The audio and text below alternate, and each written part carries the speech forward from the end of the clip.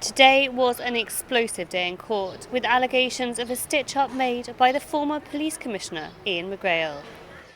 Bodycam footage of Ian Mcgrail's arrest was played to the court. The video shows it's still dark outside when officers knocked on his door before 7 in the morning. Mr. Mcgrail is in his pyjamas and you can see him visibly taken aback when he's given the news he's being arrested for sexual assault. He puts his head in his hands, as if he can't believe what he's hearing.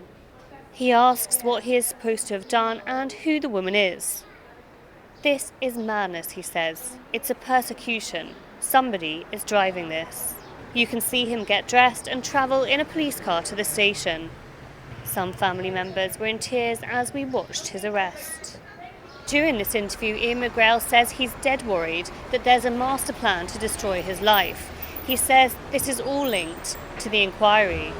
He says in the interview he's been told by a serving commissioner of police that there's an active conspiracy against him and that his telecoms are compromised. "I am being stitched up big time," he says, "and it's the worst feeling." The officers conducting the interview assure him they are independent from the Royal Gibraltar Police and that they are impartial. On the subject of the alleged sexual assault, Ian Mcgrail denies it categorically. He says it did not happen. He describes it as an injustice. The morning saw the end of the complainant's cross-examination by defence lawyer Charles Gomez. She reiterated it was her choice to make the complaint and she wasn't pressured by anyone. Mr. Gomez said her written statement had been sent to the Chief Minister, who is a core participant in the Mcgrail inquiry.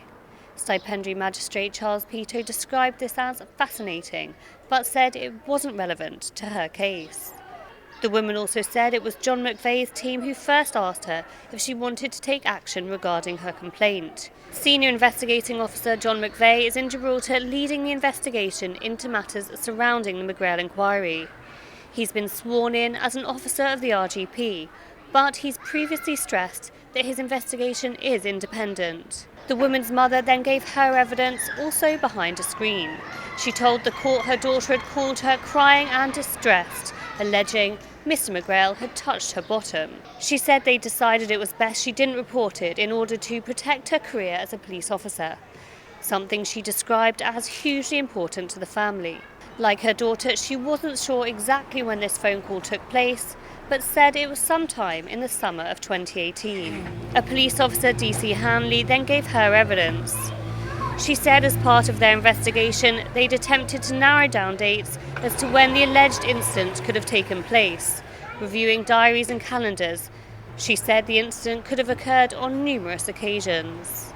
The case continues tomorrow.